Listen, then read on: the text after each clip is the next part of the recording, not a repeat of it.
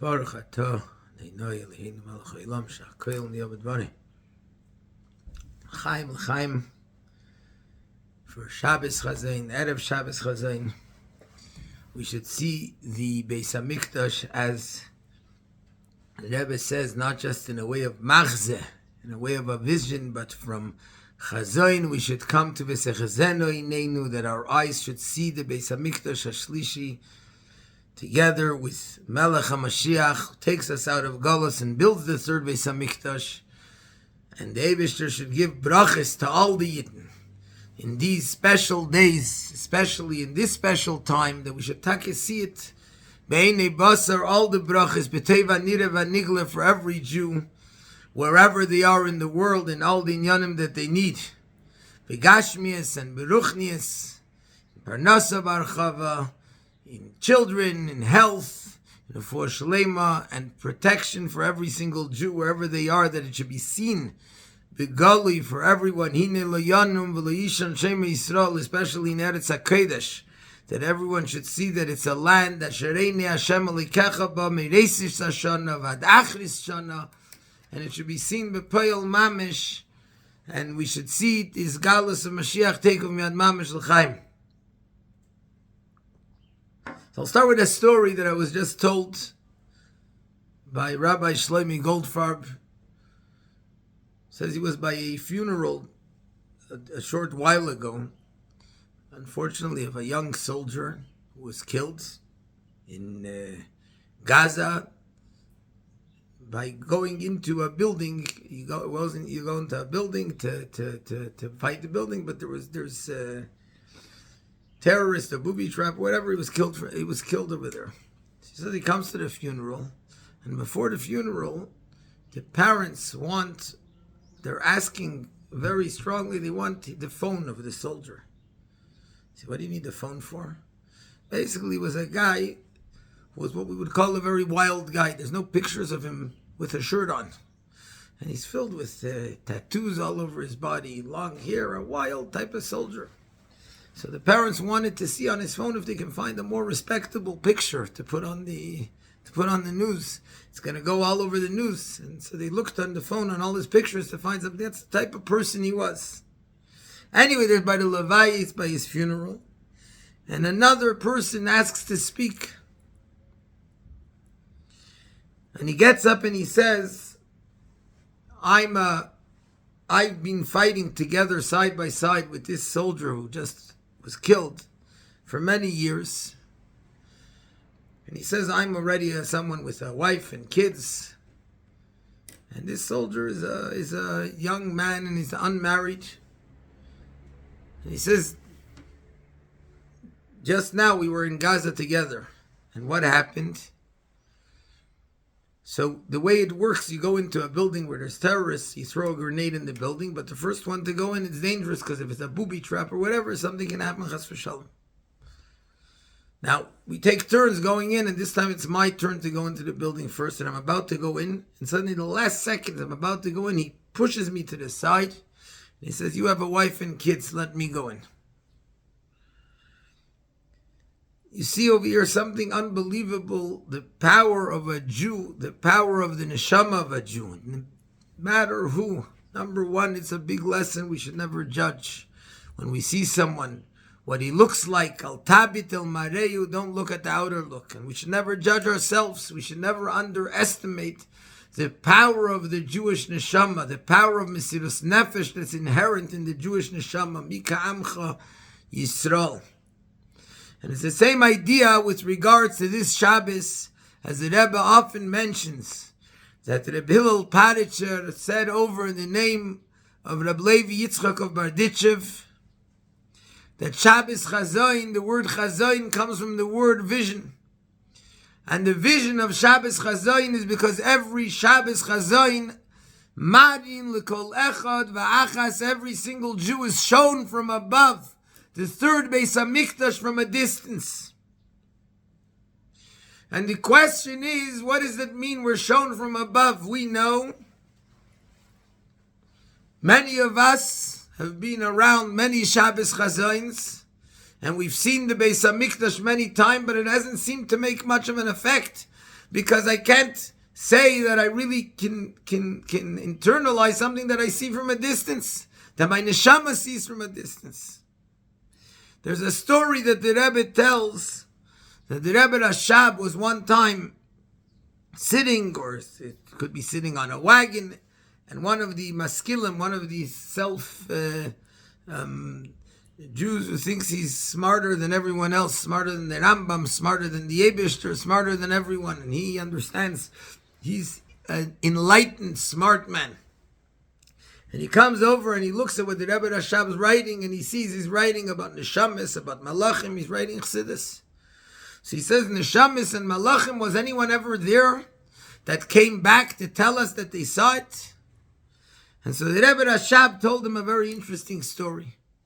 The Rebbe Rashab said, there's people sitting in a wagon, they're on the way to go somewhere, on the way to their destination. The horses are only thinking about the hay, because the way they would do it is they would put hay in the bit, or in front of the horse's mouth. So the horse was running quicker to try and get the hay. So the horse is trying to get the hay, the horse is thinking only about the hay. The wagon driver is thinking about the money that he's going to get at the end of the journey. And the two chassidim that are sitting in the wagon, they're speaking about neshamis and malachim. And so the Rebbe Rashab said, is it then that just because the horse doesn't see the neshamis and doesn't see the malachim, that means that the neshamis are not neshamis and the malachim are not malachim? And the Rebbe tells this story with regards to Shabbos Chazon. Shabbos Chazon, we see the third Beis HaMikdash. But it's not that the horse sees it, and just because the horse, the Nefesh HaBahamis, the animal soul, doesn't see the Beis HaMikdash, that doesn't mean that the Beis HaMikdash isn't real. Because in reality and in truth, our neshama sees that truth, the only truth, the true reality of the third Beis HaMikdash. And in fact, it's like the Rebbe also one time pointed out, that we know that the Medrash says, in continuation to the Medrash that talks about Malchis Mizgari Zubazu, when the Melech Paras is Mizgare b'Melech Arvi, things that we've seen many times, and that we see today playing out as well. The king of Persia is starting up with the Arabian king, and the Jews are afraid, and the whole world is afraid, and the whole world says, what's going to happen? And the Eibishter says, Banai al tiro, my children, do not fear. Kol ma she'asisi lo yasisi ela bishvilchem. Everything I did for your sake. Higia zman gulaschem, the time of your redemption arrived. And the Rebbe continues that the Medrash then says, Shanu Rabbi Seinu, B'shah shemelech HaMashiach ba, the moment that Melech HaMashiach comes, Eimed al gag Beis HaMikdash, he's standing upon the rooftop of the Beis HaMikdash, Umashmiya lahem Yisrael v'Eimer Anavim higia zman gulaschem, and he says to the Jewish people, Anavim, humble ones, the time of your redemption has arrived. And the Rebbe explains this idea that when we see the third Beis HaMikdash, we see it from floor to roof, together with the one who's standing on the roof, which is Melech HaMashiach, and we hear his message, Anavim higia zman gulaschem.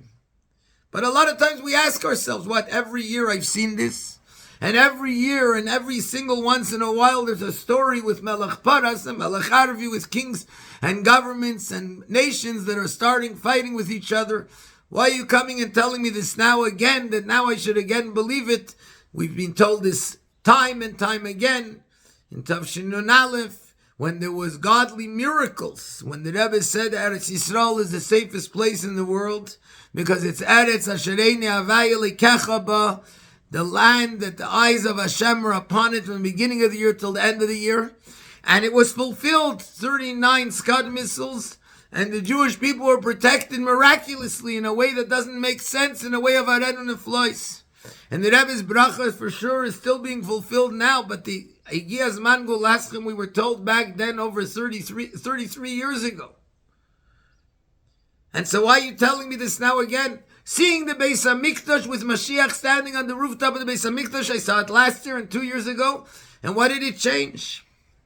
And that's one of the reasons why we say anavim, humble ones, because in order to be able to accept it, in order to be able to internalize it, a person has to have bittul and the recognition that no, I don't understand everything.